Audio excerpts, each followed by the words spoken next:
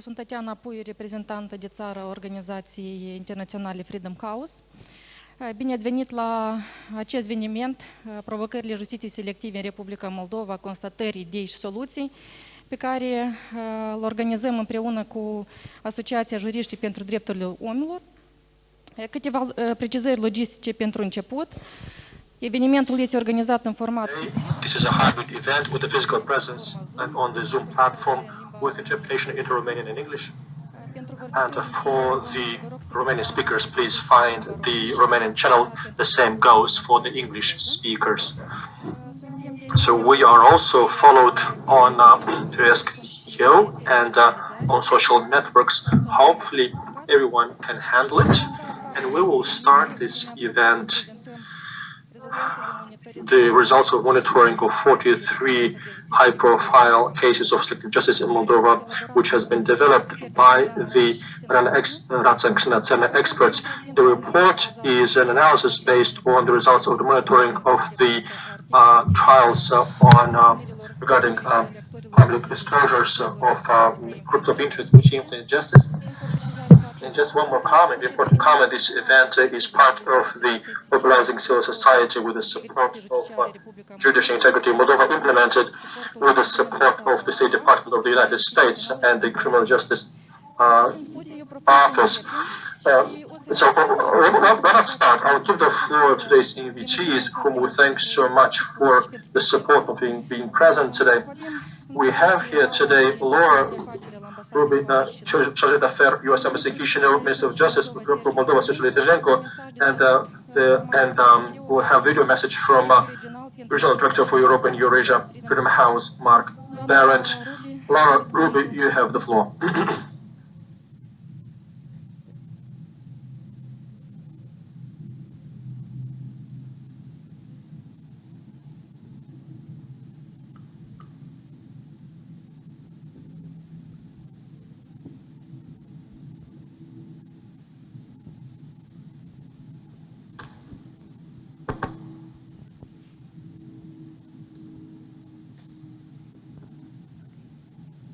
Mulțumesc. Și bună dimineața, domnule. Good morning, Minister Litvinenko, distinguished colleagues and guests. I'm honored to participate on behalf of the U.S. Embassy at this event of today in order to discuss about selective justice. We congratulate Freedom House for the review of this important topic. We're here to talk about the problem of selective justice. As many other countries, U.S. has gone through a long experience and sometimes painful one, that justice functions not only if everyone is equal, only if everyone is equal before the law, only. Now, this principle is the cornerstone of any democracy. That is why it is enshrined in the constitutions of both countries. Now, in his speech to the UN Assembly this week, the President of US, Joe Biden, acknowledged the determination of citizens of Moldova for the consolidation of democratic institutions. He said that the democratic world lives in the proud Moldovans, which contributed to obtaining a major victory for democratic forces. Now, you are today here because you are part of that fight for democracy, working to translate into practice justice for everyone, for all citizens of Moldova. Now, the U.S. will remain a trustworthy partner in this important commitment. Thank you very much. Mulțumim foarte mult. Acum o să ofer cuvântul domnului Sergiu Litvinenko, ministrul Justiției a Republicii Moldova. Excellency, honored author of the study, honored audience, first of all, thank you so much for the opportunity to be present at this event. I congratulate the authors of the study for the analysis carried out. We were also able to actually glance through the study and the conclusions and the recommendations. And I should tell you that actually this recommendations, and findings, they correspond almost entirely with what we understand. I mean, those us who obtained the mandate from the citizens of Moldova on July 11th. I mean, the justice system in Moldova is unfortunately being selective. If we are to make an analysis of what has been between the first and the second reports, there are certain differences, but the situation is still bad. Now, there is indulgence of prosecutors and judges, and when it comes to cases, and that cannot be called right justice or true justice. As you were saying that well, justice is right when justice looks at everything, regardless of the subjects who commit the offense. Now, that is actually the essence of justice as a concept. Now, of course, this report shall be analyzed in detail. We will be listening here, I guess, a summary from the authors of the study, but the key conclusion, the key takeaway is that there is a lot of work to do. There is a justice system to be built, which I hope that the next report will not be pictured as selective, painted as selective justice, but justice that has been seriously improved. Now, our reform plans, they derive from what is being inserted in this report. So we need to build institutions that will apply the law, regardless of the subjects that violated the law, regardless of who they are, ministers, simple citizens, MPs. So everybody has to be equal before the law. Now,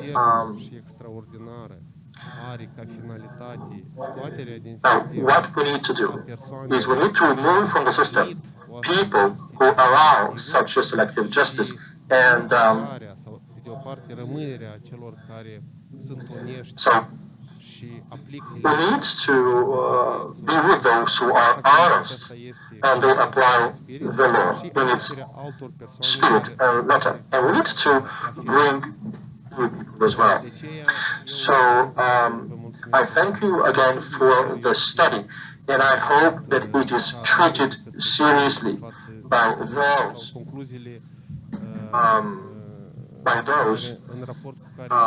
in relation to whom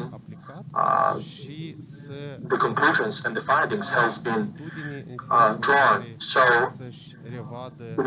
they need to review, those people need to review their attitude so that Moldova will have a genuine rule of law, will become a genuine rule of law country.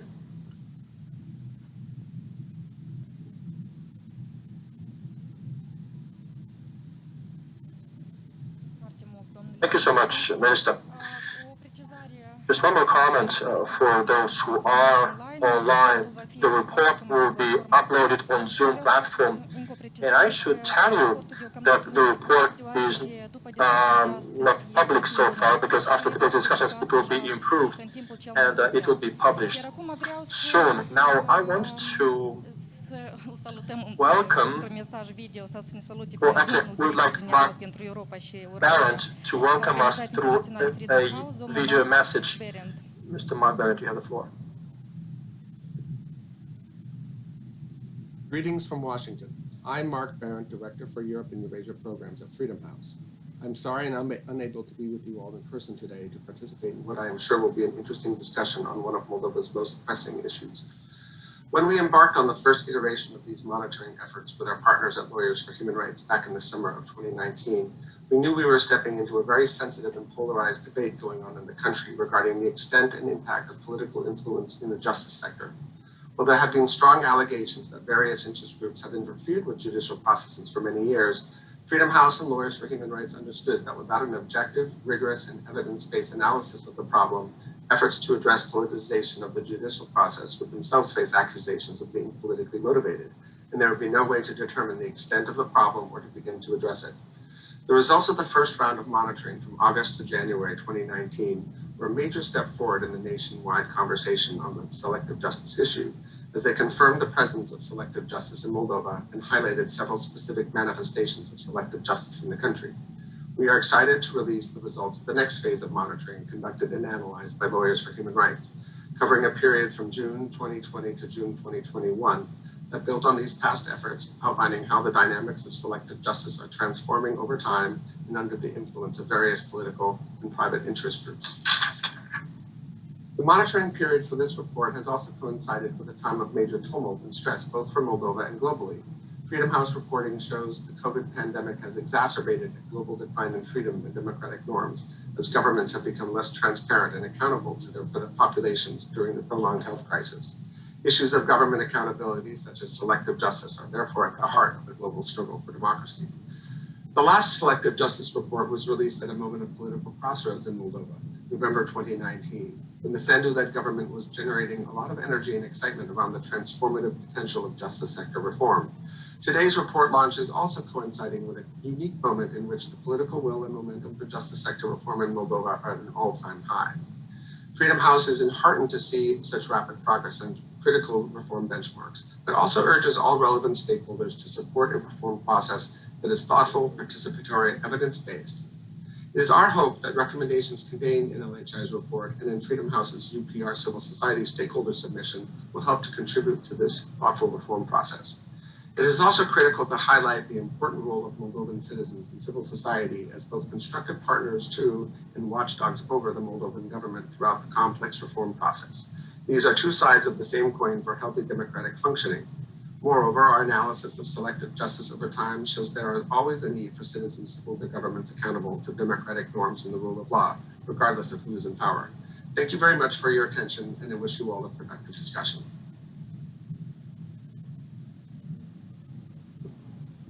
Thank you so much. Minister, thank you so much for being here today. Excellency, thank you so much for the support and the assistance that is unwavering from you, from our organization, of our partners. Now, having said that, let us get to the presentation of the report.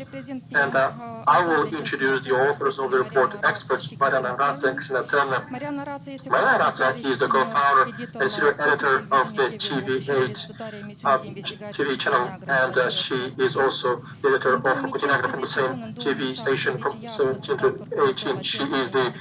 She was at the Center for Investigative Journalism in Moldova. She has received a number of awards in the area of investigative journalism. Cristina is the international advisor on anti-corruption matters and reform in the justice sector in different projects of the Council of Europe, OSCE, UNDP, and other projects funded by the UN and other countries in 2013 until 2017. She was the director of the National Anti-Corruption Center, where she focused on preventing corruption and on the activity and development of individual legislation.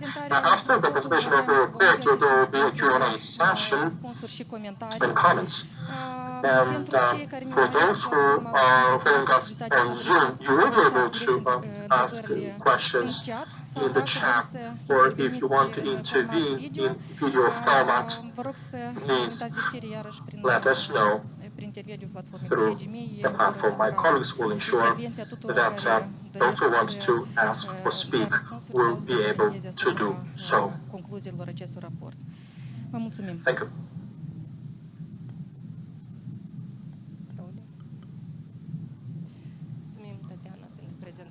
Thank you very much, Tatiana, for presentation, and to all of those who came to this event to listen to the report of monitoring selective justice in Moldova. We've been working for 1 year from June 2020 until end of June 2021. Now, when we started, look, this is the second edition of this report. In 2019, we had the first selective justice report when we tried to verify whether there is selective justice in this country or not. And what is this selectivity about? What is the selectivity of justice from Moldova? What we've uncovered is that justice from Moldova is, to a large extent, influenced, and the selectivity comes from undue political influence on justice. This was the conclusion from 2019. So as a result of looking into the analysis of 43 cases that we've reviewed in this report, we've uncovered certain differences. And what led to the identification of a different definition for selective justice which exists in this country. Now, the political developments from justice in Moldova from June 2020 until now show that selectivity of justice can be influenced not only by the interests from politicians, but also interests of some groups of vested interest from business, as well as they can be from the criminal world. So the phenomenon of selective justice should be viewed as a product of due cooperation between justice on the one hand and the groups of vested influence of any type, politics, business, criminals on the other hand. Now, how is this monitoring different from other studies that are being carried out when it comes to justice? First of all, because within the study conducted by us, we are looking into the way justice communicates to the public about the cases they have in the proceedings, as well as also, in this monitoring, we have looked into the full cases from the Center for Criminal Investigation and how the Center for Criminal Investigation, as well as separate court trials. Now, the study covered June 1st, 2020, 30th of June 2021. And it is wonderful that we were able to witness the various important events which happened both politically in Moldova as well as in the area of justice. So we have a new Deputy General Prosecutor. We had elections, parliamentary elections, which changed the balance of power, both in parliament as well as the presidency and the government. So all of that determined the evolution in high-profile cases which we monitored. Some of the cases that we monitored during this study have been as a continuity because they were monitored in the previous study from 2019. Others are new studies. Now, the key criteria based on which we've selected the monitored cases were the following.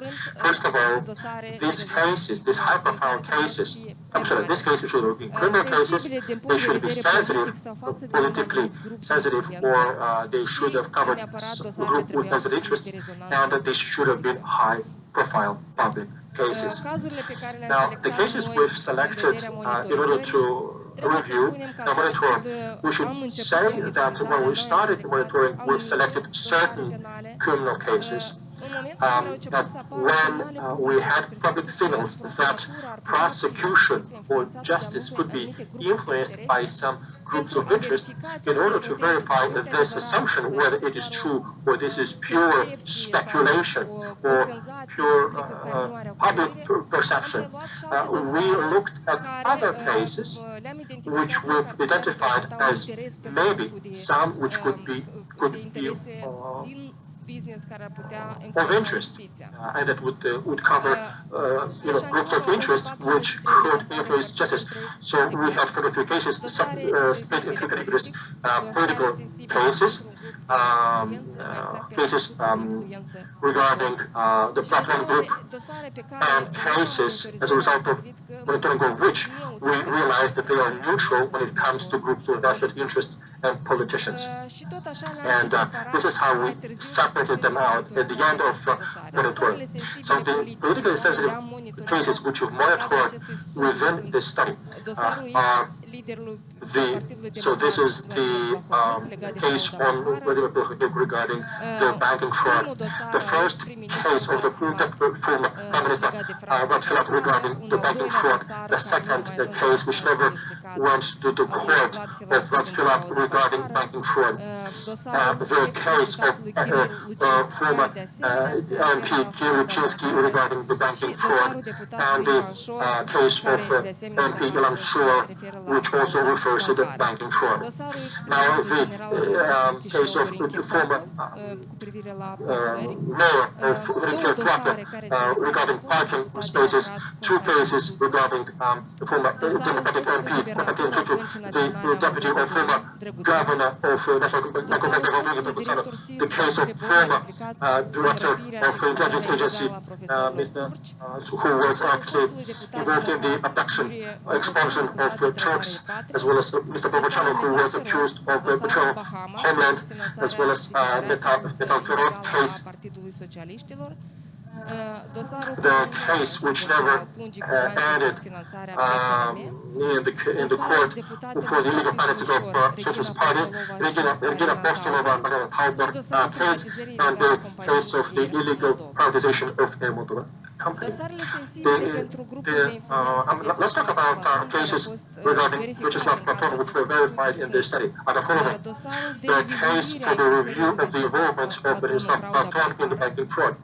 Another case regarding Platon about the insurance companies Moldova. 13 cases regarding judges from of the Laundromat case who went to the court, and we have looked into how the cases were ongoing. The case of Moldovan Bank officer Olga Punga, the case of former president of the board of Victoria Bank, Natalia Burda-Pangas, the case of concession regarding the concession of potential airport, two cases regarding the former deputy, the former prosecutor of underground prosecution on illegal enrichment, and the case of another prosecutor from the corruption prosecutor, former prosecutor Roman Sati. This is embezzlement and of Napoleon company, and the case of the prosecutor Ms. Ivanov. This is a corruption case of prosecutors from Chisinau. So two of the 43 cases which were in our sample, so these are about the groups with vested interest. Mariana, please, the agenda of her Excellency is very loaded. Now, let me thank her that she honored us with her presence, and wish her success in her activity going forward in Moldova. Thank you very much.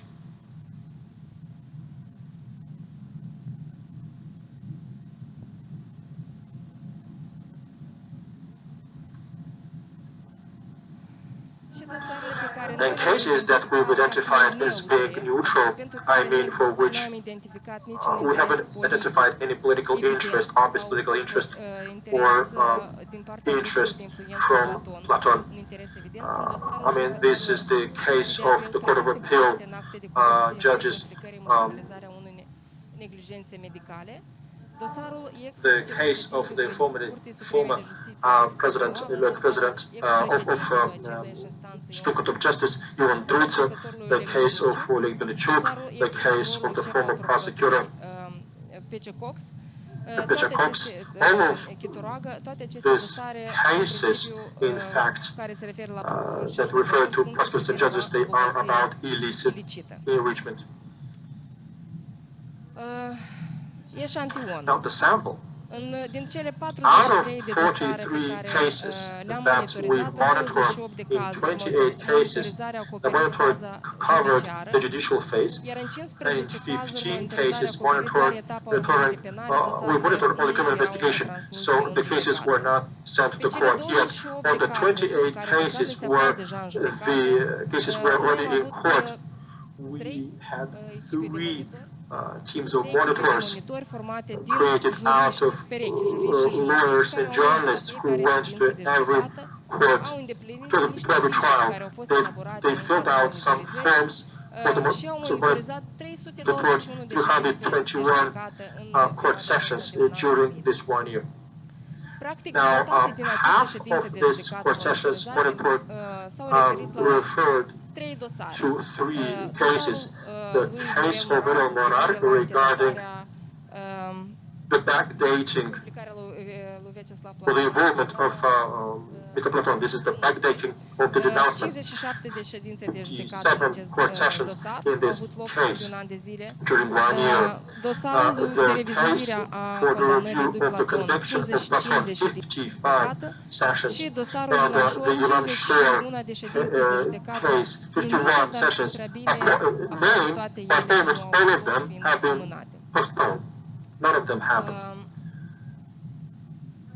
Now, selective justice during monitoring, I mean, what we've seen is there are 2 ways that you can actually see this selective justice.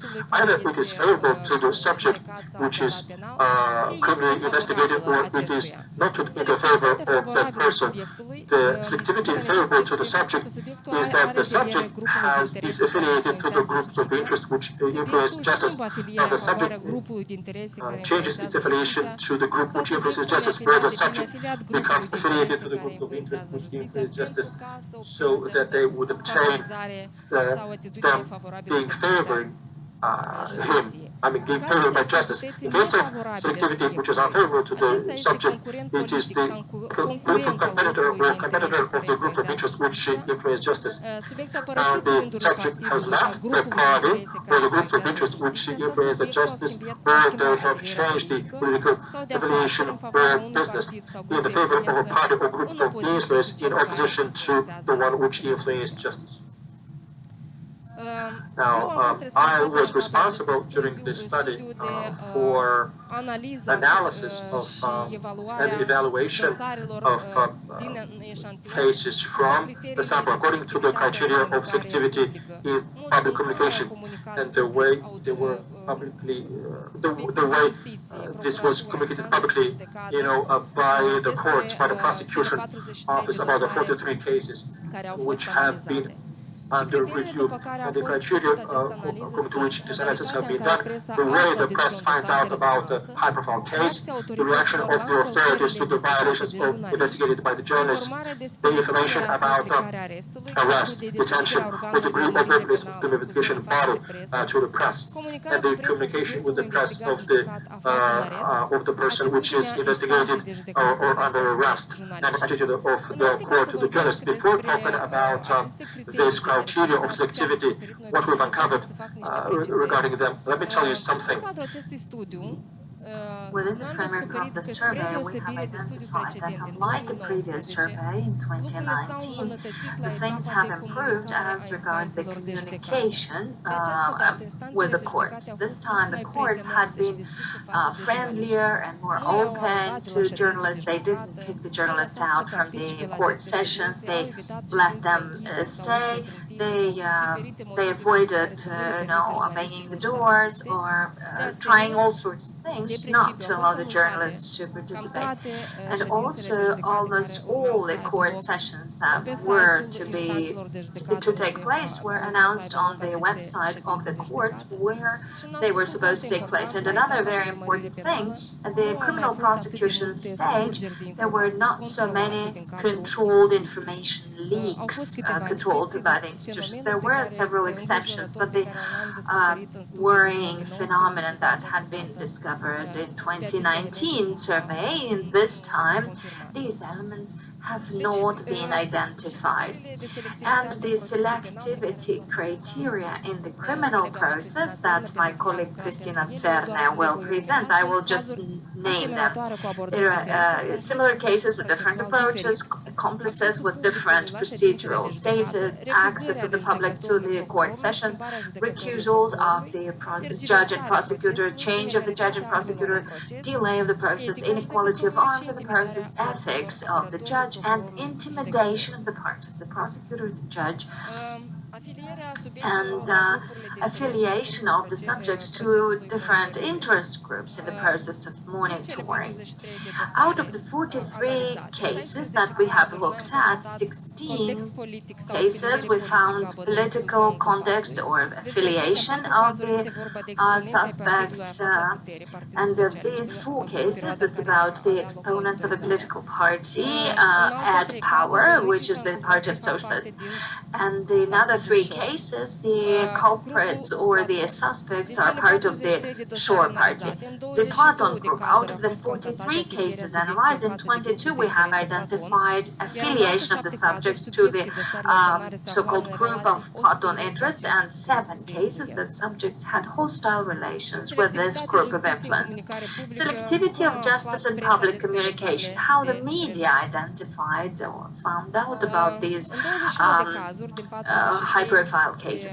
In 24 cases out of 43, on which it was decided to withdraw the accusations by the prosecutors, so the journalists found out from the sources and as a result of the investigative journalism, and that has raised a lot of concerns. We have in particular noticed that in relation to the judges involved in the laundromat, there was a case when journalists from Ziarul de Carte in September last year have submitted a letter to the prosecutor asking about the fate of these cases, and the prosecutors informed that the cases are still being investigated. But after a month, they learned that when the prosecutors replied to the journalists to the letter, actually they were already submitting the cases to the court with indictment. So, and then in 4 cases, journalists organized press conferences where they referred to these specific cases. This is about the kidnapping of the Turkish teachers, the accusation of Vasile Botnaren submitting the complaint to the court. The bad part is that the Prosecutor General decided to organize a press conference where he openly declared that the case on the kidnapping of the teachers has been submitted to the court. Subsequently, the prosecution service did not provide an official communication on the sentence applied in this case, which was very mild, and it was there was a prosecutor general who made an interview, and the media learned it by occasion in a way. And then the fate of the case after it reaches to, it was submitted to the court. There was no subsequent information, follow-up information. Another case, when the Prosecutor General decided to organize a press conference, and it is the illicit enrichment and false and public acts was by Viorel Morar, former head of the anti-corruption prosecution.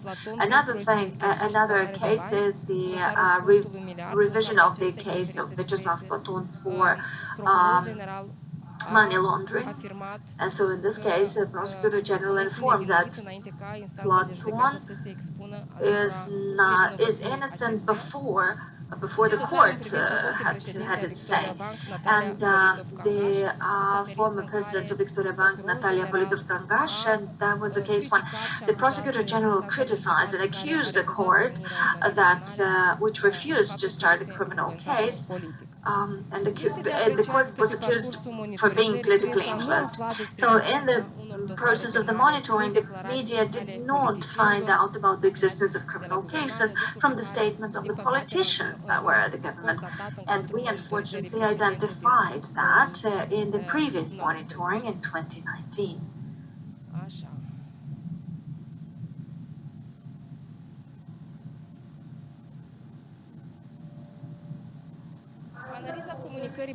The analysis of the public communication of the Prosecutor General and Criminal Prosecution Body identified favorable selectivity from the Prosecutor General with regard to the group of interest Platon, about which the prosecutor did not communicate or communicated with a delay with regard to the starting of the case or giving up the accusation, such as the file of Olga Punga, and also the case of Vyacheslav Platon and the insurance company, about which the prosecution service did not inform us that they gave up the accusations. At the same time, the prosecution service offered an increased resonance of the cases started against the persons that were hostile to this the above-mentioned group of interest. The anti-corruption prosecution, as Mr. Stoyanoglu and Mr. Platon have identified as the group of the former head of the anti-corruption prosecution, Viorel Morar. In almost 70% of the monitored cases, the media had written before about the cases which were the object of the investigation. In 6 cases, in the criminal cases initiated by the prosecutors, there was the direct reference to journalist investigations. This is a new phenomenon that we have identified within the framework of this survey, because in the previous monitoring of 2019, journalists have written about the crimes on the basis of which the cases were started. The problem was that the prosecutors did not refer to these investigations by journalists in the files which they started. But this time they did refer to these investigations. Here I'd like to refer to a specific case that I have monitored. This is about the former head of the anti-corruption prosecution, Nikolai Khitoraga. In September last year, on the basis of certain information and on a petition published on the anti-corruption map, on the anti-corruption.md of the Investigative Journalism Center, and they have they've identified an address that was hidden anyway by the head of the Specialized Prosecution Service. And it's the Special Prosecution Service focusing on controlling organized crime. So, and then the Prosecution Service informed that the criminal case was started on the basis of a criminal investigation, and Nikolai Khitoraga had been apprehended on the basis of that. So, this was rapidity that the Prosecution Service responded with. We haven't seen that before, and that raises many questions. The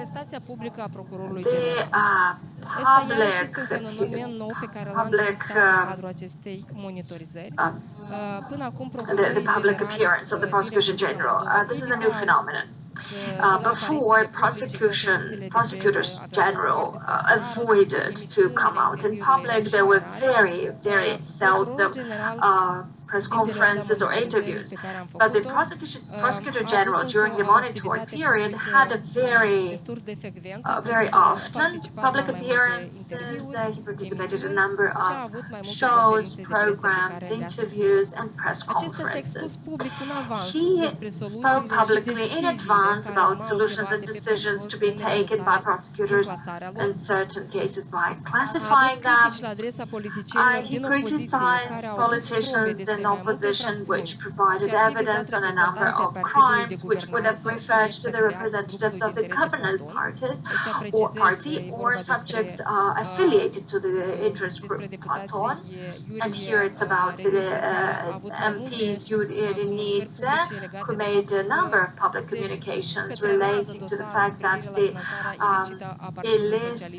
file on the illicit enrichment of the Party of Socialists, the so-called Bahamas file, and Mr. Stoyanoglu was in direct, quite hostile conflict with this MP. Another case refers to the head of the parliamentary commission dealing with the investigation of the laundromat. Also, the prosecutor general had a public exchange of replicas. The prosecutor hardly criticized the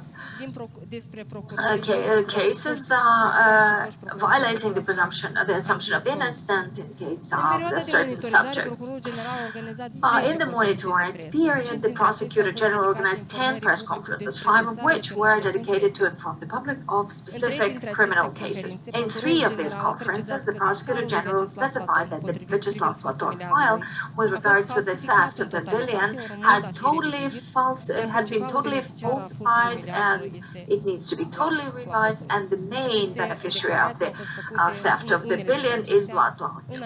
So these statements had been made before the case prosecutors would have taken decisions on the specific case. Information leaks for the interest of the prosecutor or the defense. This is something new that we have also observed in this monitoring in 8 of the cases. We have identified information leaks. So from the previous monitoring, we already knew that there were cases when the information had been leaked in the interest of the criminal prosecution service. So the leaks were coming from the prosecution on purpose to create an unfavorable public image of the investigated subject. But this time, we also had 3 cases of leaks which were done in the interest of the culprits, showing that they are prosecuted or that there is unfavorable attitude to them. And this is the case of Viorel Morar, on the dating of the Vlad Pohodniuk case, the case of Roman Stadny, and Mikhail Ivanov. Well, Mr. Ivanov is still a prosecutor now, and we assume that he might have had access to information in the criminal files. In other 3 cases, information leaks seem to have been made in order to make sure that the case will not be again hidden. It's the Bahamas case, and the Air Moldova case, and the Metal Feroz case. These were journalist investigations which came out and were based on some information within the criminal processes. So here I'd like to tell you that I will come back later to conclusions. We have very important conclusions and recommendations that both the criminal prosecution body as well as courts and journalists need to take into account. But now I'd like to offer the floor to my colleague to speak about the selectivity of the criminal process, within the criminal process. Good morning. I understand that you got already a little bit tired. It would be easier to discuss But I understand this is a big survey. It has a lot of findings, and thank you very much for your patience so far. So as Mariana was saying in the beginning, she has checked certain assumptions on the selectivity, favorable or unfavorable, depending on the interest of the groups which influence justice, including in the political environment. These verifications had been done from the light of from the perspective of the 6 criteria that Mariana referred to a bit earlier. Generally speaking, in case of public communication, we can notice, because this actually hurts the person which is referred to in a criminal case, especially concerning corruption. So seeing that in the public communication, which is done by the law enforcement bodies and the representatives of the justice, when the confirmation of the selectivity is assured by the fact that the public communication is very favorable to the circle of subjects which have an influence on justice, and is very unfavorably presented to those who are hostile to these groups of interest. And this was very clearly seen from what Mariana presented. When we look at the other part of the monitoring that refers to following the procedural developments, the assumption of selectivity that we are checking is whether, in the case of the representatives of the groups of interest or representatives of the government, there are maybe milder approaches as compared to those who are in the opposition to these groups of interest. And in this case, we have identified 9 criteria. Mariana mentioned them in the beginning. She has read them through. So one is a very general criterion. It's impossible to predict every time during the monitoring what exactly you may find or what will be approached differently, because this is an immense casuistics, in particular when we speak of very high-profile cases. And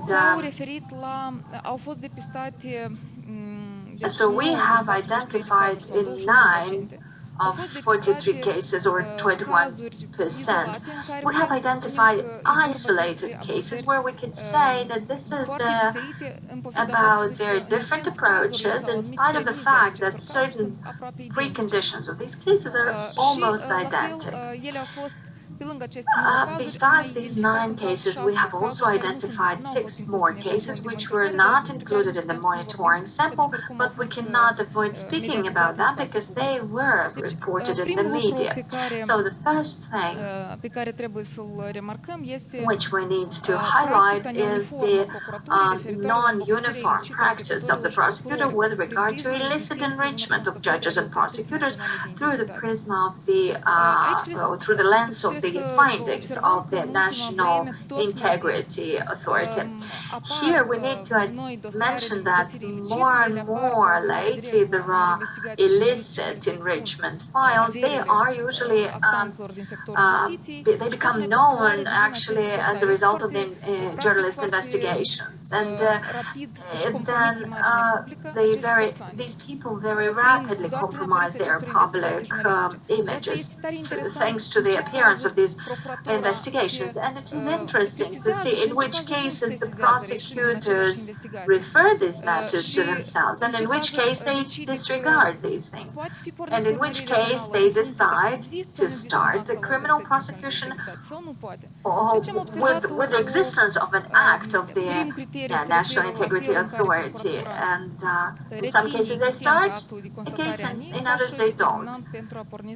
So, and we also looked at when there is a finding of the need to start and not. So Druța, the case of Druța, Oleg Stărniuala, so Druța was the head of the Supreme Court of Justice and Stărniuala was the deputy head of the Supreme Court of Justice. So they were representing the justice system. The media has written that they had unjustified wealth. In relation to these two, the prosecutors had no problems in referring the matter to themselves of this illicit enrichment. although there wasn't any act that identified that there are significant differences of the property they own or wealth they own and the declaration.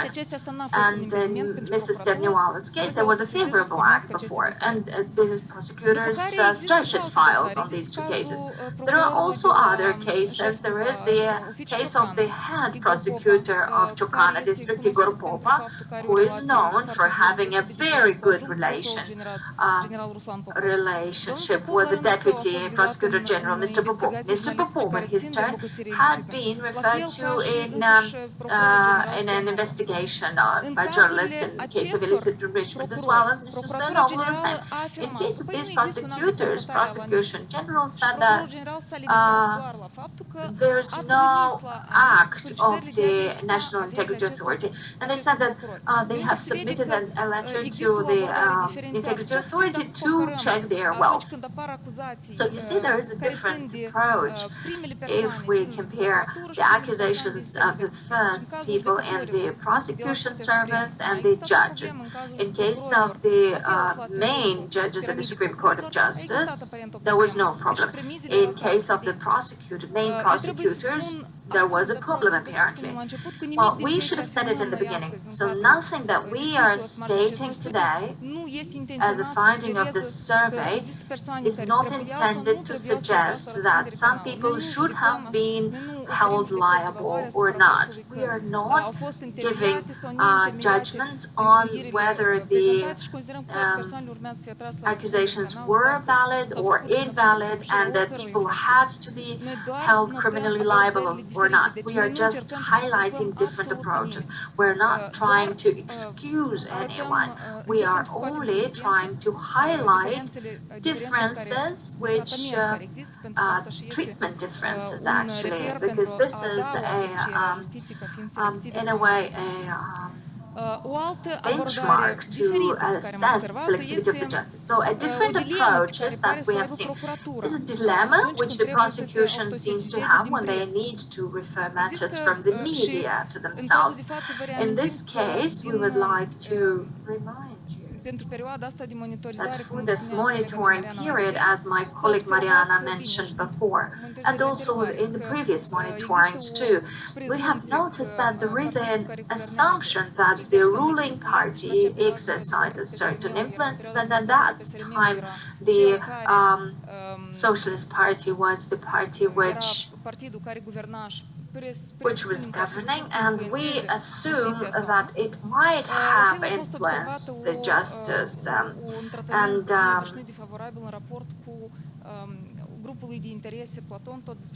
this is also about the group of interest Platon. So when we discuss these things, we are trying to reflect them from the perspective of the interest. If they confirm the interest of the governing party or the interests of the Platon group. In this case, it's about the file called the bag, kulok, the bag, submitting or providing or sending or taking the bag to the premises of the Socialist Party by Plahotniuc to the former President Igor Dodon.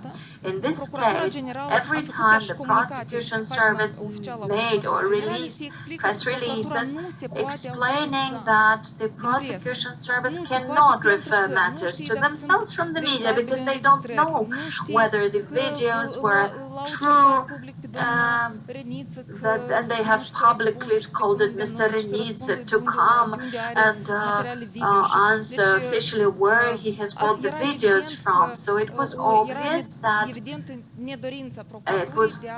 the prosecution service did not want to check. They said that they did not interfere with the politics, but the most important one that they did not refer cases or matters from the media to themselves. But if we look up the website of the prosecution service, we may see a number of press releases which actually show that the prosecutors started cases based on the information from the media. So, and there's also other those the videos on the famous discussions between Dodon and Plahotniuc in June. And that was the first leaks on the negotiations these two were having, and indeed they started the criminal prosecution, and the prosecution referred this matter to themselves. But the fact is that they have done this from from these cases. The ill treatment of the minors in the orphanage in Orhei, and the prosecutors said that they would start a file based on that information. And also the self-referral of the matter on buying votes via the platform alegermoldova.com, and so there are many cases which refer to the fact that the self-referral of matters from the media is not a problem. But in the case of the money bag, it was not favorable to the representatives of the Party of Socialists, which were the ruling party, and then the prosecutors did not self-refer this matter, and that raises suspicions. Another case of a differentiated approach in the similar circumstances is if we look, again, without going into detail, prosecution gave up the case of Platon and sustained the accusation against Filat. I don't say that some of them should have not been prosecuted. Well, the thing is that they were all accused almost at the same time, but we have observed differences in treatment, which spoke of the fact that there were approaches which were unfavorable both to Filat as well as to Platon. However, with the time, when the sources which influence justice changed, apparently the change of the source has favored Platon and not so much Filat. Apparently, though, that the premise, the preconditions and the accusations that were put forward in the next period were almost the same. But this is extremely sensitive. I do not want to say that, I do not want to say that the person was accused or released without any evidence or any. We just identify and highlight differences in approaches and treatments. There is another interesting situation. 13 judges involved in the laundromat, which is, and this is assumed to be related to the interests of Platon. So out of the 13 cases, so in the monitored sample, we had one acquittal and one conviction. And what you will see that the judge whose case had been revised. So by chance or not, this is what I noticed. He was acquitted by Eugeniu Beșelea, the judge who is also involved in the case, looking at criminal cases against Platon, in relation to whom the lawyers of Platon asked to connect a number of cases and delegate them to Eugeniu Beșelea. I don't know if it is a coincidence or not, but the defense of Mr. Platon, for some reason, is very comfortable with this judge, or this judge has issued the only acquittal relating to the laundromat case. And ultimately, another approach which cannot be disregarded is the involvement of the prosecutor general on Platon case. Mariana said before that out of 10 public communications, 5 were on specific cases. Of these 5, 3 referred to the prosecutor general, who was excusing in a way Vyacheslav Platon, and even before the courts issued their decisions. So there was, and the prosecutors sustained that it was all tricked, even though there was a decision of conviction against Platon issued by the court. So the decision to actually turn around the decision of the court is with another court, not a prosecutor in the system. So these declarations have also anticipated the developments related to this case. This is why we cannot disregard an unusually supportive approach in these cases.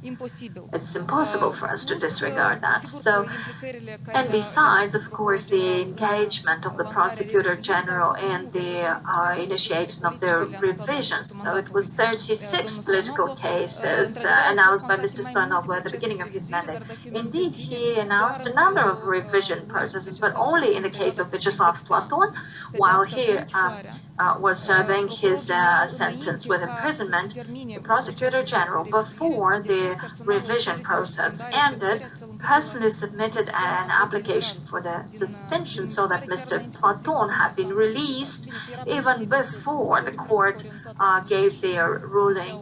So the prosecutor, and that was natural because the prosecutors brought witnesses. Well, prosecutors, in a way, provided witnesses to sustain the innocence of the accused. But this is why I understand very much the irony in the public space when the prosecution service as a whole is rather defending and not accusing this, let's say, controversial business person. We cannot call him a convict because he's, I mean, I wanted to say that there is an irrevocable decision about with regard to his innocence, at least in relation to the banking fraud. And with regard to other elements, there's no conviction yet. This is why we have to be careful how we frame it. So this was the first selectivity criteria in the criminal process. Another selectivity process is when we see that within the framework of certain crimes committed, there are persons which most probably were accomplices. But in the criminal prosecution service, they have a different procedural status. And this is, for instance, if it is assumed that a number of persons have committed a crime by being accomplices, one is involved as a witness, not as an accomplice, not as a co-author of the crime.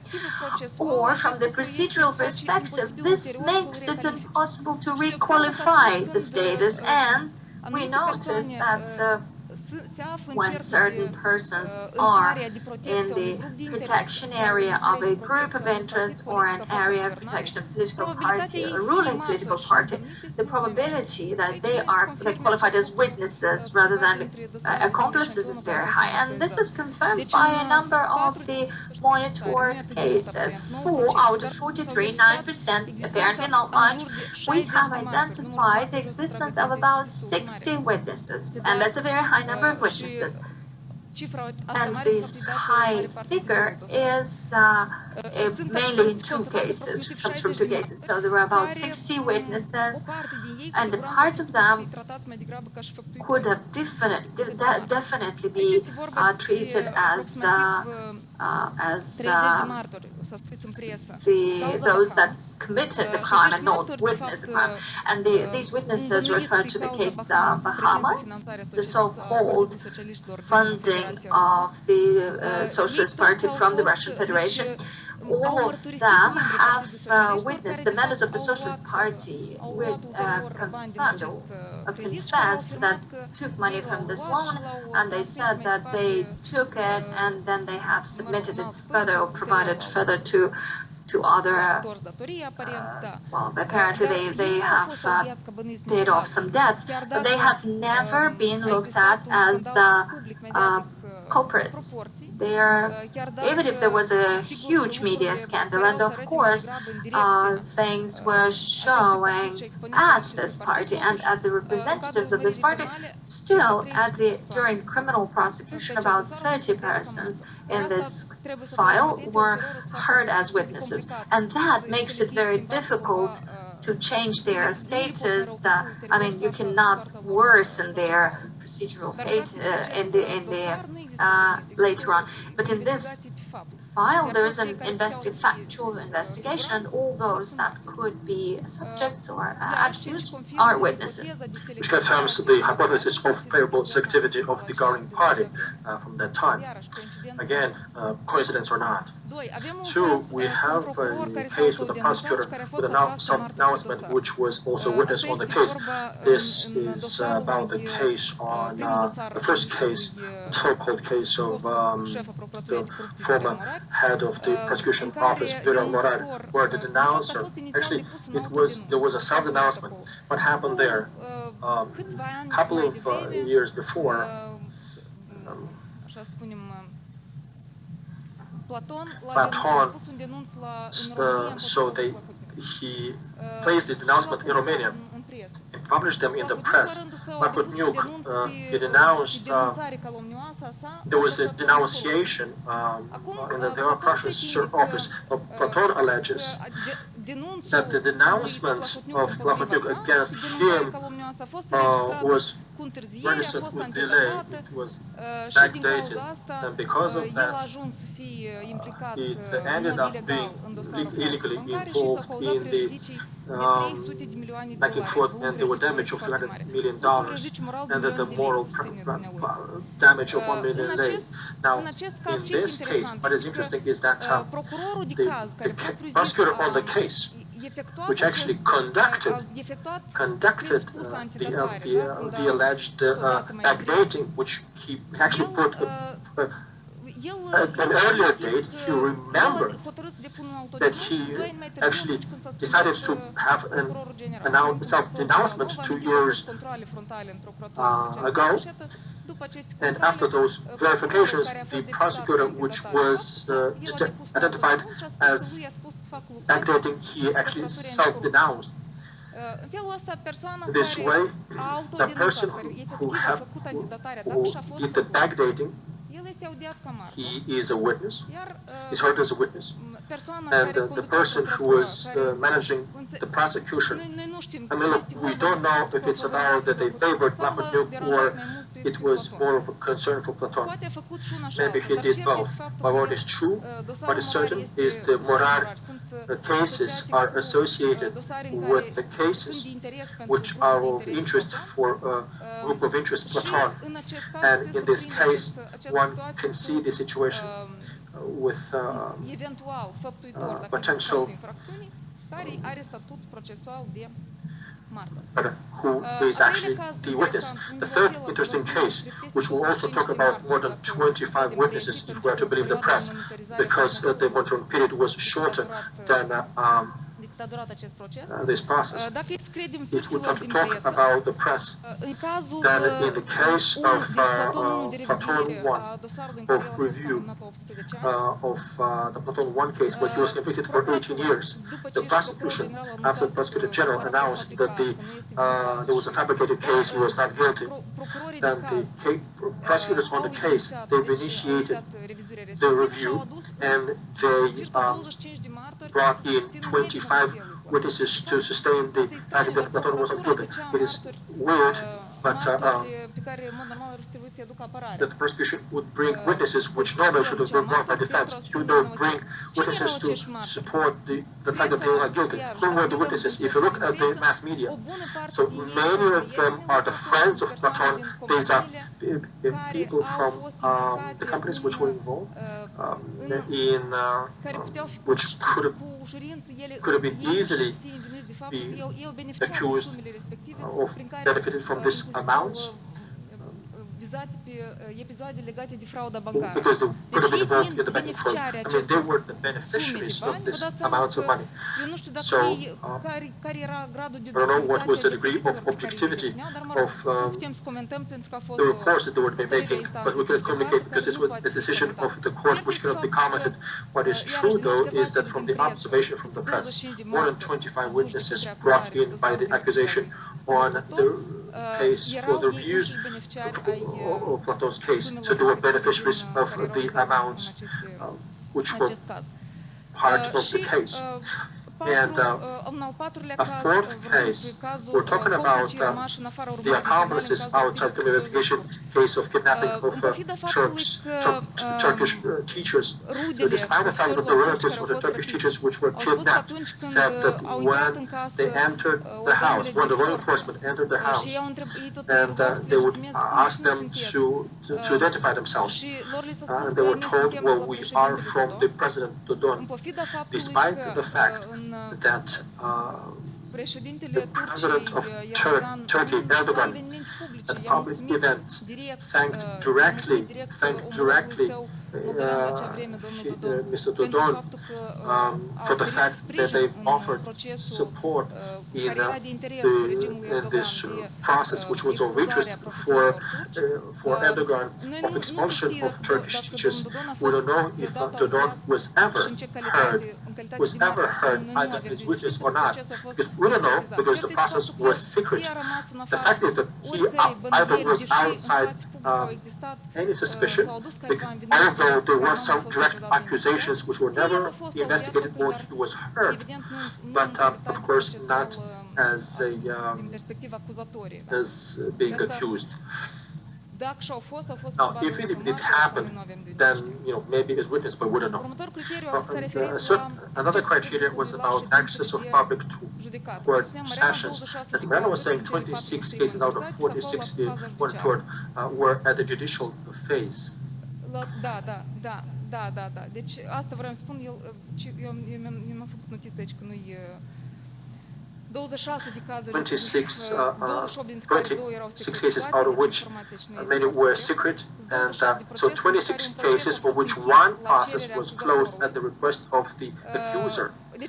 So one of them is the case of kidnapping Turkish teachers. We know that it was the former director of intelligence service, and it was secret. But the second one is one of the cases which targets one of many of the judges involved in the laundromat case. One of them is Mariana. What is weird is that the case was closed at the request of the state accuser. And accidentally or not, but that judge actually was incriminated with the fact that he issued orders on the biggest amount which were laundered, 1.2 billion, sorry, 2.1 billion dollars. Otherwise, the amounts were smaller, but the biggest amount, even though those biggest amounts and the case closed still. So we had 331 sessions, of which 86 were in the court. So many of them were in the office of the judge, so these figures improved. When more cases would be tried in the office of the judge, monitors would say that the office is too small and it makes it impossible for public to participate in the trial and monitoring of it. So during this period of time, so there were less of the cases in the offices of the court, of the judges, except for one session when monitors said that it was impossible for the public to be part of the cases because they were in the offices of the judges. But it's also interesting is that we verified the information about all the sessions which were monitored were correctly posted on the portals of the courts. So either they did at all put this information or the information about the case were wrongly placed. And all of them refer to the same case. So it's about the case of Moran 1 and all three cases when two sessions were not at all placed on the court of the court, and one of them was sent to another court. So it coincided with the sessions when Platon would actually speak and how he was caused the damage of $300 million. So this is technical error where there was a wish to not allow or to let astray the public so that the public probably is not able to monitor the sessions where these declarations were made, but of course these declarations were made in the same case. recusal of judges and prosecutors. It's interesting about these recusals because the monitoring of recusals allows you to see whether the participants of the case they themselves highlight certain political interference or not. Two, recusals are interesting because through them the trials can be delayed, and when you abuse a recusal, you can understand that the purpose is not a problem that some of the participants has with regards to the judge or prosecutor, but the fact that they're trying actually to final goal is to delay the proceedings.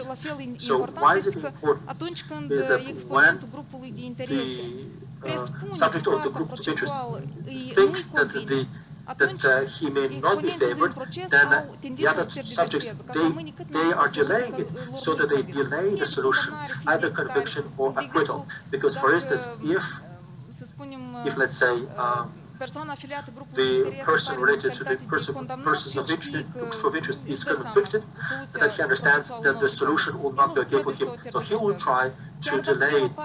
But if he is as an injured party and he knows that he will be acquitted or there is no serious evidence, he tries to delay by recusal. Doesn't matter, again, whether it's conviction or acquittal. It matters what is the interest of the party which is the subject of the groups of interest which influence justice. 45% of the cases, they requested to recusals of the registrar or of the judge. All of them were rejected.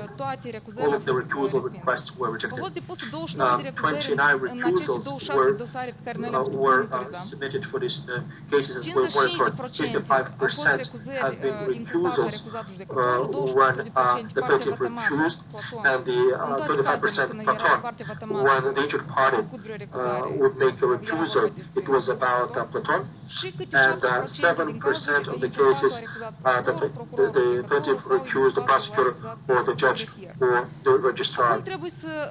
Now, what is important? The biggest percentage, 25% of the recusals of judges made by the defenders in all cases, they are only one case. Sure, it's a big weight.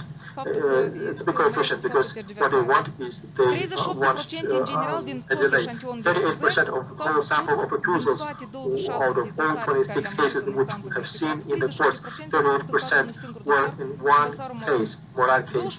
24% of recusals came from the injured party to the judge. 7% came from the injured party to the prosecutor. So, all in all, one-third of all recusals of the whole sample, these are recusals of Platon and of the state accuser in the Moran case, which makes us assume that probably they are not sure about the outcome for them. That is why they are abusing the recusal tool. La rândul său, inculpatul, partea apărării, a depus doar 7% din recuzări. Deci multe de multe recuzări s-au propus, îmi pare că câte o recuzare în toate deputatul judecătorul și cazuri de schimbare a judecătorului procurorului. În realitate nu au fost găsiți foarte mulți cazuri de schimbare. Și asta e rezultatul de fapt că au fost respinși practic toate recuzările judecătorului și procurorului. În virtutea recuzării nu au avut o schimbare a judecătorului. Au fost surprinse o schimbare a, așa spunem, temporare sau permanent a participanților la proces. A fost schimbat judecătorul Tatiana Grigore, la un moment dat a zis că are o relație cu unul dintre cei 25 de martori care i-a dus și din cauza asta și abținere. A fost o schimbare solicitată de apărare de procuror pentru conexarea câteva dosare în procurorul judecătorului Eugeniu Mișel, care a fost însă respinsă. Dar nu putem să nu menționăm lucrul ăsta pentru că am observat că același judecător Beșele este unul care the judge involved in laundromat. And there was also one change to one session of the prosecutor because he was sick, ill with COVID. Delaying the proceedings, it is curious I mean, look, one knows that a lot of sessions are being postponed and there are many delays. But in 2019, when we didn't have COVID yet, they had 69% of all cases were delayed. They were postponed. Now, in full pandemic, the percentage is lower by 16% lower. It's just 56% of the sessions were postponed. So there is a decrease of the postponements despite the pandemic. Of them, 41% comes from the initiative of the court. 20% used to be the case, but it increased because they have restrictions because of COVID, and then they were quarantined in the courts. Judges getting sick, and of course we cannot say that the courts deliberately delayed when they've invoked these postponements. 8% of the delays or postponements came from the prosecutor or injured party. 51% comes from the defense. The defense needs time, and that is obvious. Now, 24% of all the postponements were on short case. If you look at the 26 cases, only one case out of 26 accounts for 1/4 of all delays. 82% of all the sessions on shore were postponed. So 42 out of 51 on shore have been postponed. Now, 49% of the sessions on 26 cases were on 3 cases. So it is obvious that Platon, Morar, and Shore. Now let me show you a very curious situation. This is very interesting statistics. If you look, Mariana saying that only in this 3 cases were half of all the sessions. In each of these cases, we wanted more than 50 sessions. So here we can see what is the interest. I mean, who is interested in delaying? This is the following situation. Platon case. Platon case. All of the delays were imputed to the courts. All the 18 ones was COVID, quarantine, etc. And the injured party, I mean the civic party, the prosecutor, 0. No postponement requested. The defense, the Platon, plaintiff Platon, and its accusers didn't request any delay despite the pandemic and everything else, and no recusal. In the case of Morar, we have 50% of the delays because of the court, 32 because of the prosecutor, and 18 because of the defense. And now, on short case is the most interesting situation. Neither the court nor the prosecutor delay no session. That is unusual. This is the only case where the court, despite COVID, despite quarantine, despite pandemic, delayed no trial. All of the sessions have been postponed. The initiative and due because of the actions of the defenders of Shore. Now, in the study, you have all of the reasons. I think you could have a full encyclopedia, a whole book. Shore defenders should teach how to delay. How to delay recusals, movements. They move the case for a couple of months. Exceptions of non-constitutionality, one of the other, which stop the case for a couple of months. So look, I mean, they were masters of delay. They are true professionals in delay. And I realized that somehow you have the impression that this is the fault of the system, because this is because of the system. When I looked at the delays, I realized that if they come to Chisinau, I don't think it will be quicker, because the procedural guarantee cannot be cancelled by anyone else. I don't know what can be done to overcome legally all of the reasons. You cannot block their right for recusal or exception of non-constitutionality, moving the case, and all of this arrangements. Maybe it's good to have the minister here. Inequality of arms. So this is no observation. There are improvements. So we cannot say that some were less ready, or they were obstructed when it comes to presenting evidence. ethics of the judge good.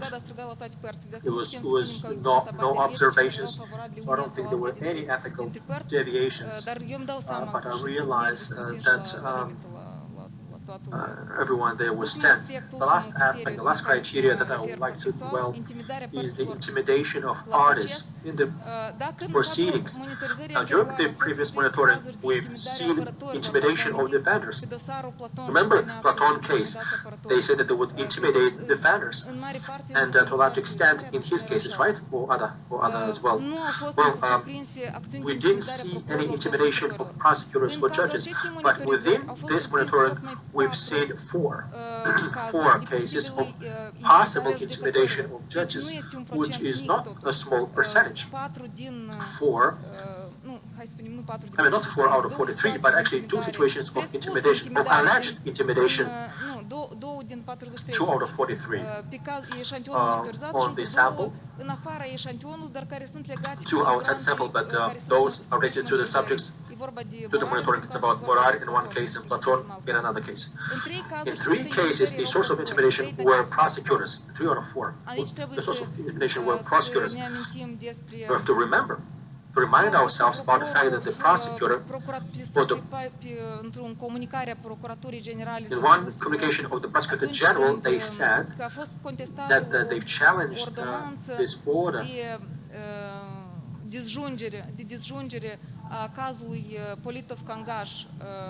of the Politov-Kangash case.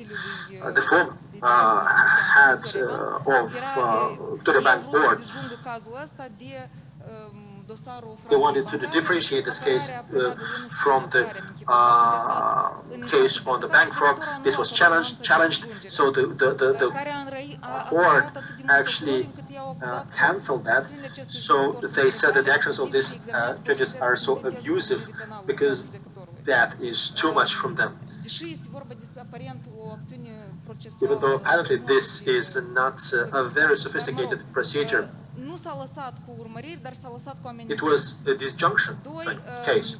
So after the declarations of the Prosecutor General on the Metal Feroz case, where they would accuse all the judges from Chukana court, all of the judges from Chukana court, they reported to the SCM about their intimidation, and the Association of the Judges from Moldova also issued a declaration as a result of the declaration made by the Prosecutor General. And also there was a case which we did monitor, Morar 3, where Morar, former prosecutor Morar, he is accused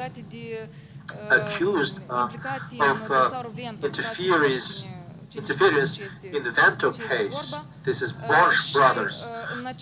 And in that case, he was chained, and the judge, Maria Terpea, refused to apply the arrest, and that meant that there was a lot of criticism from the prosecutors to the judge, and 2 months ago, that judge was arrested in an alleged corruption case. Well, maybe that is a coincidence or not, but at least the whole press, when they wrote about her, they wrote about the judge who refused to arrest Morar, not the judge who took bribes in a certain situation. Maybe that is pure coincidence. And the last thing, which is related to a possible intimidation, and we think it's severe, it's about a litigation in the administration of justice. This is about Ms. Bostan, who supposedly she was followed at the request of Platon.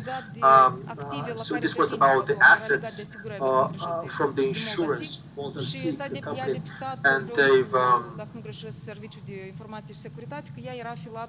one realized that she was followed by the Platon entourage, and they started a criminal investigation on that.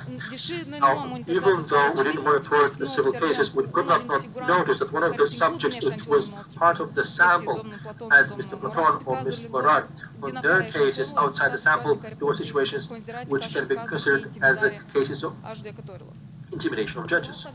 That's all, and we are now at the stage of discussions.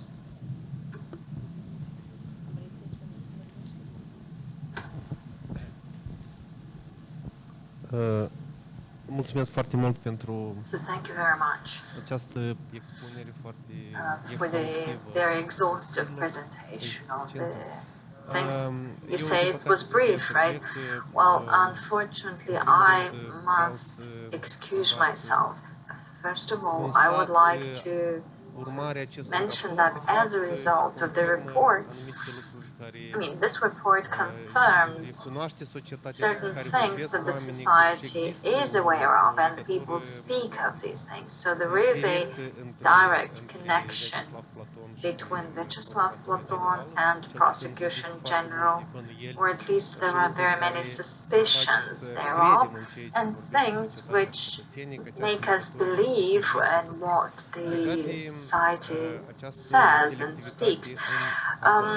With regard to the selectivity in the public approach of the prosecution general, it is really something which stands out, and the approaches indeed are different. And lately, if you have noticed, the prosecution service is very vocal. The prosecution service organizes events, press conferences, and making, you know, and I haven't seen that being done by prosecution services of other countries, or at least which have a recognized rule of law. In these countries, usually prosecutors do not speak publicly by conferences, but by convictions, by the cases which were managed, and that actually leads to an increase of the public to the activity of the law enforcement bodies.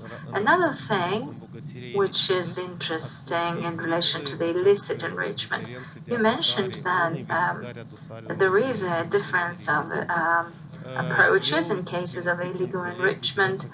As far as I understand, the difference in approaches is determined by the fact that in the first two cases, the self-referrals, in case of Stirneau and Ratu, there was a different heads were ruling in the prosecution service at that stage. And later, and that was in, I think it was in June, November or December, and the prosecution didn't think that it was linked to an act of the National Integrity Authority. And then after that, the prosecution approached the things in this way, and there was this journalist investigation on the wealth of a deputy prosecutor. Well, and lately, a couple of days ago, there was very interesting finding or ruling of the court on the basis of the law which it form an alliance of the Socialist Party and Shore Party, which wanted to change the ANI and get rid of all the cases which were looked at by ANI, and there should be this causality connection between an act by ANI and the starting or not starting an investigation case of illicit enrichment. But I believe, and this is the last thing, I hope that this report is thoroughly looked at by the institutions of the state, in particular by the prosecution, because largely this is about them, and this what was supposed to happen. But I'm very skeptical that the current leadership of the prosecution service is capable of changing its approaches, because selective justice and the fact that some are hampered and others aren't has been spoken a lot about. Unfortunately, this has not changed the approaches of the prosecutors. Thank you again. Thank you again for your work and for the very relevant findings. Thank you, Minister, and we wish you successes in the exercise of your mandate. So we move on with the findings and recommendations made by the authors of the survey. As I said at the beginning of the presentation, we haven't seen a very serious or solid influence of the politics on the prosecution service and the justice system. There was an influence, but not so acute as in the previous monitoring, which referred to the Democratic Party ruling period. However, we would like to make a few recommendations to the political parties not to accept new members or supporters from among people who have criminal files, to suspend the membership or determine the persons who have a criminal file to leave the party in order not to damage its image, and to treat with respect the independence of the stakeholders in justice and accept their solutions without interference. And recommendations for journalists: treat with maximal attention the information provided which are offered from the sources within the framework of the criminal prosecution bodies or certain groups of influence, meaning they have to be very careful about the information leaks that they receive to avoid an unbalanced reporting of these leaks of information with regard to details of the files of the prosecutors. And they need to understand that the leakages of information or leaks of information might be used to influence the investigation, and this is why they need to be very careful about this information, and there should be a balance between the parties and their materials. And the media outlets need to continue to monitor high-profile cases, participating in court sessions, and communicating with the parties. A finding of the survey was that, unfortunately, there is a very low interest of journalists, even in relation to high-profile cases. From the perspective of participating in court sessions, well, I understand, at least I understand very well which are the reasons. There are few journalists, there are many files and cases, there are many court sessions, and on top of this, there's also COVID. But it is important to keep the focus of public attention on these high-profile cases to make sure that they are correctly being taken care of.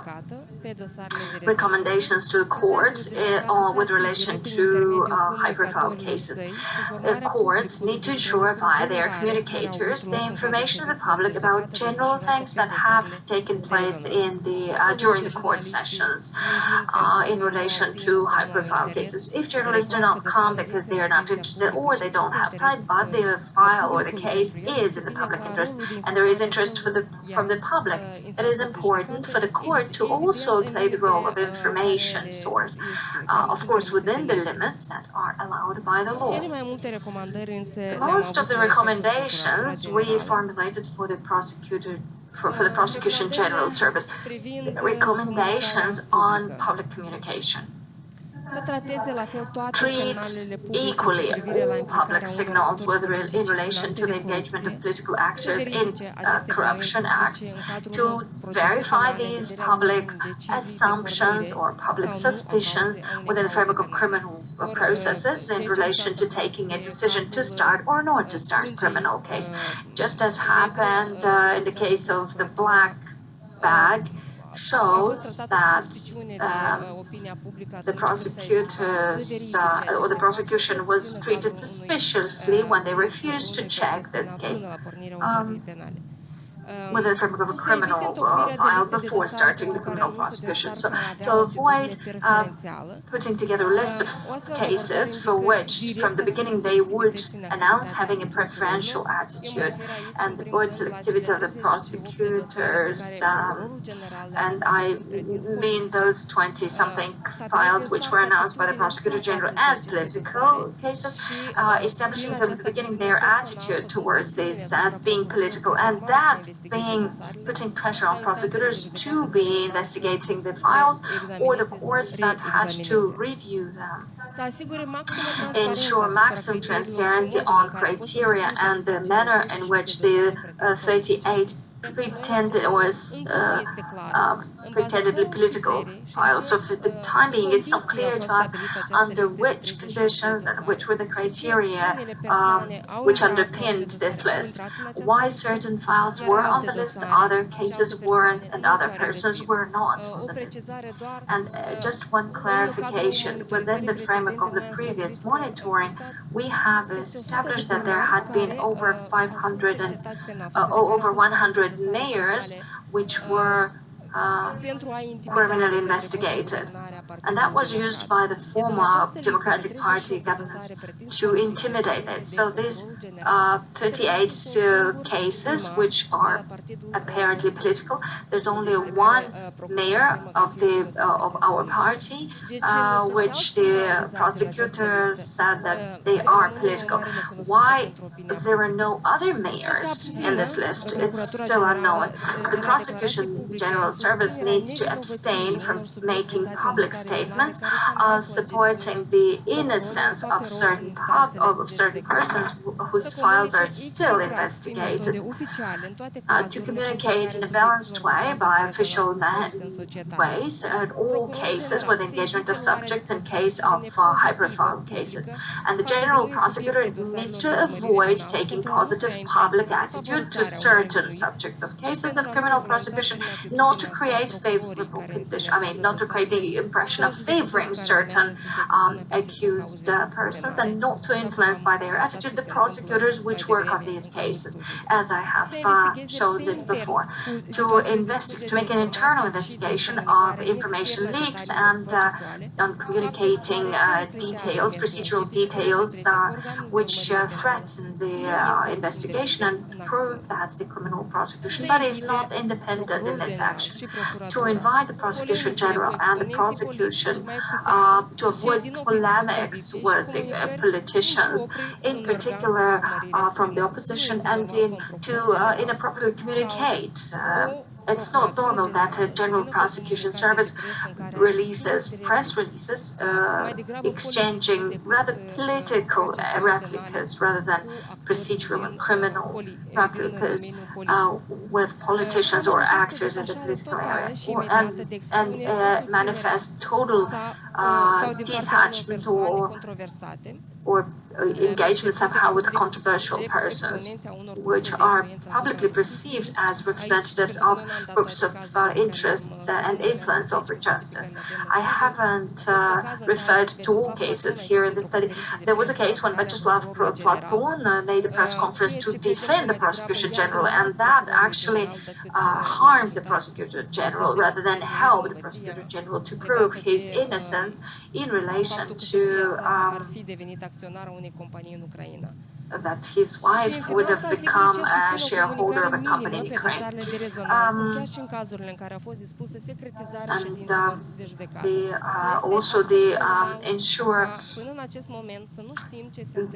We need to know, it's not normal that we still don't know anything from the appellate court on the kidnapping of the Turkish teachers. This is a sensitive case on which the ECHR had ruled also, because the Prosecution General Service has acted in a wrong manner. We need to know what happens in the court, and the secrecy of the sessions cannot be used as a reason not to inform of what happens on this high-profile case.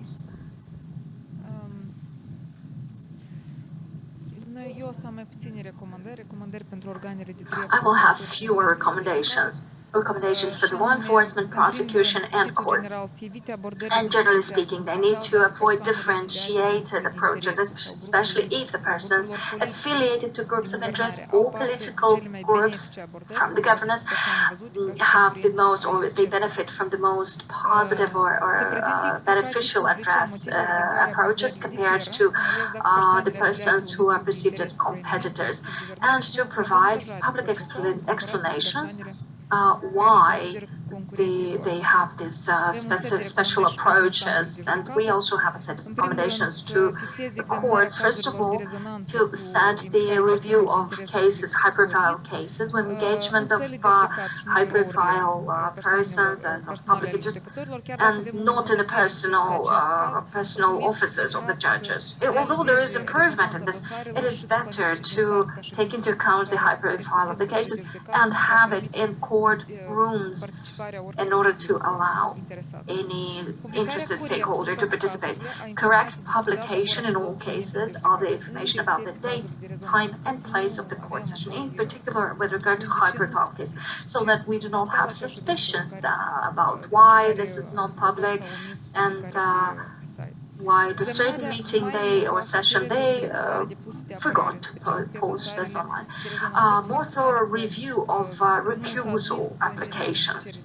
And that's weird because there was no actually recusal application. There was only one clerk recused, but actually I guess that in high-profile cases there were more sensitivities, and then the approach of the review of recusals needs to be done with an additional dose of precaution. It's rather to remove any suspicion and draw attention or sanction abuses of law when the recusals are used as an evident method of delaying the solution. And if there's no modality to endless delays using recusals, and of course the reasons of recusals repeat and they are the same, so we'll get into deadlocks, and with for instance, in short case, for instance, the time for challenging it will expire. There are very strange cases when judges retire earlier, because this actually brings back the file to the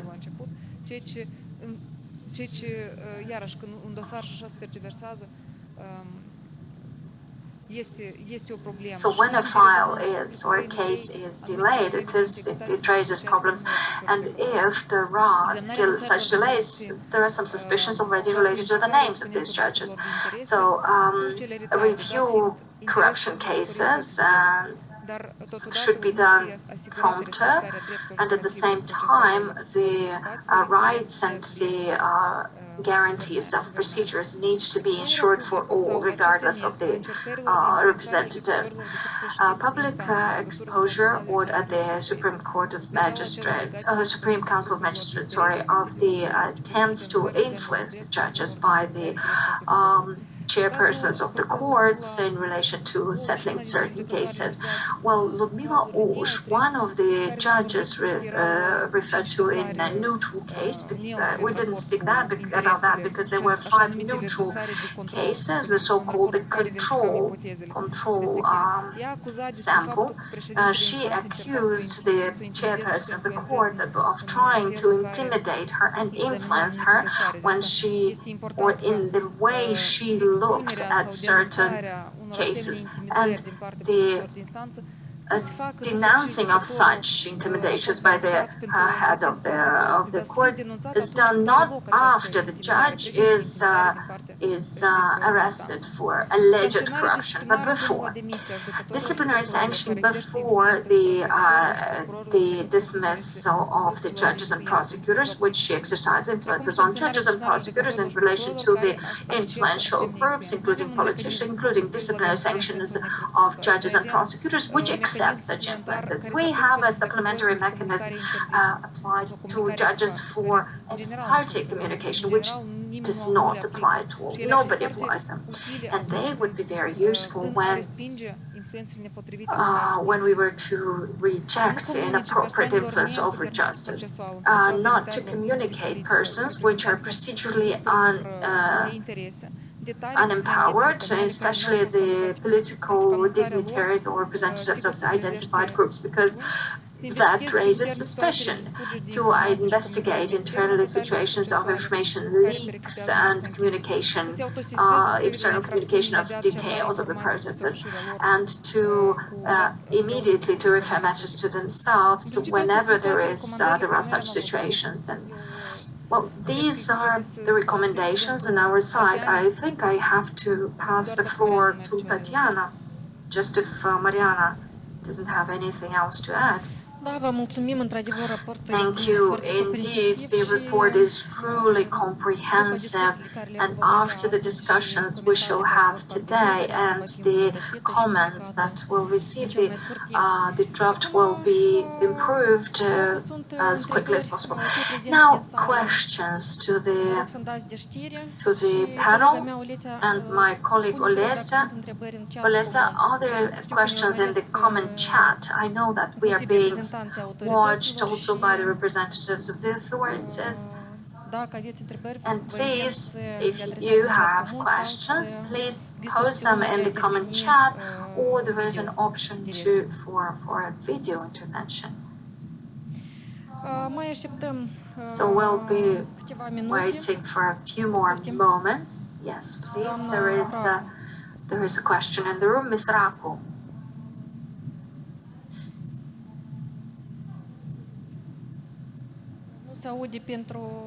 If the speakers do not use mics, the people online and the interpreters cannot hear. Okay, good afternoon. Thank you, the authors, for the report. Thank you, Freedom House, for the invitation. I am Mariana and I'm a member of Parliament of the Republic of Moldova. And I also have the position of the UN Committee Against Torture.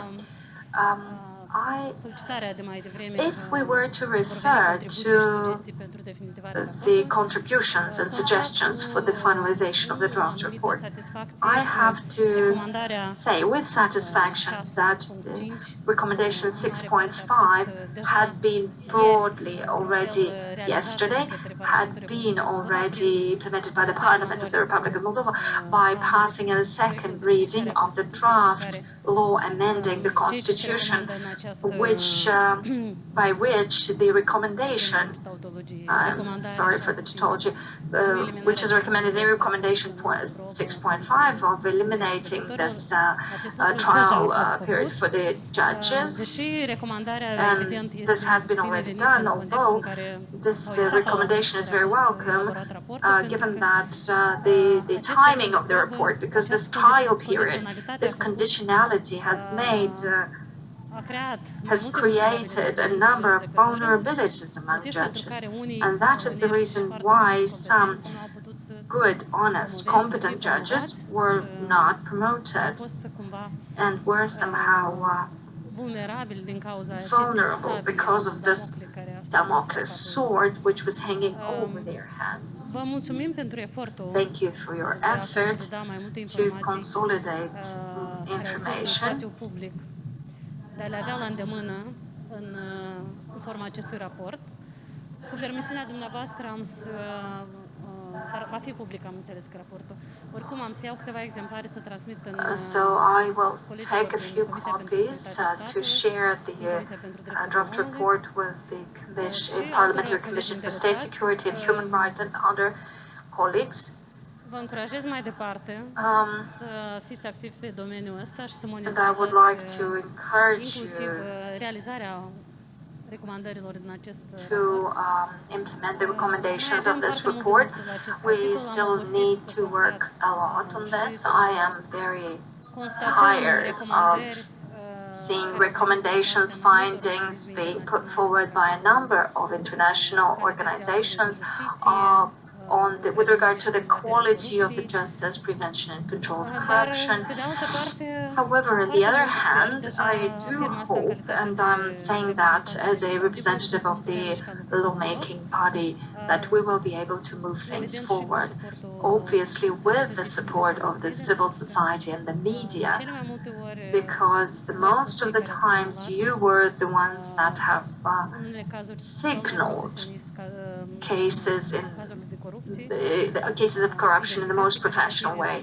You were the ones that performed a very high quality journalist investigations of corruption and other violations.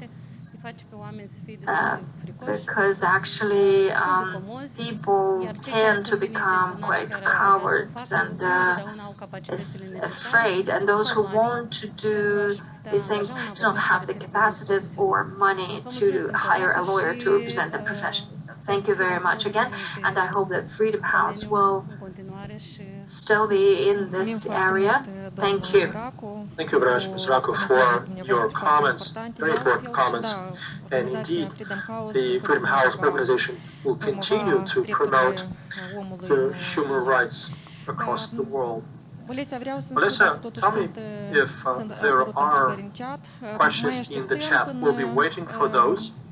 Let's wait for anyone to comment or address questions. Well, let me make an intervention here and tell you that this year, Freedom House organization, together with its local partners, have developed the contribution to the report on the periodical universal review of the Republic of Moldova. This document has been submitted to the High Office of Human Rights of UN so that it will be part of the contributions of the Universal Political Evaluation of Moldova, which will be taking place in January 2022. The document covers the period of the last report, 2016, and it analyzes the selective justice as one of the main challenges for the rule of law, judicial integrity, and assurance of a fair trial in Moldova, due process in Moldova. And let me read some of the recommendations from this report, which has been submitted to the UN, and we have the following recommendations to ensure the quality before the law for all citizens of Moldova, elimination of practices which allow selectivity and political bias in the judicial system by approving legislation. And there was also clear arguments for classification by the prosecution of cases as political cases, review of the criteria for such cases in consultation with the civil society in order to ensure that those do not favor unduly other actors, and establishing some clear criteria of assessing the integrity of judges and prosecutors by their panels of SCP and SCM, and ensuring the weight of the criteria of integrity while assessing and giving them points.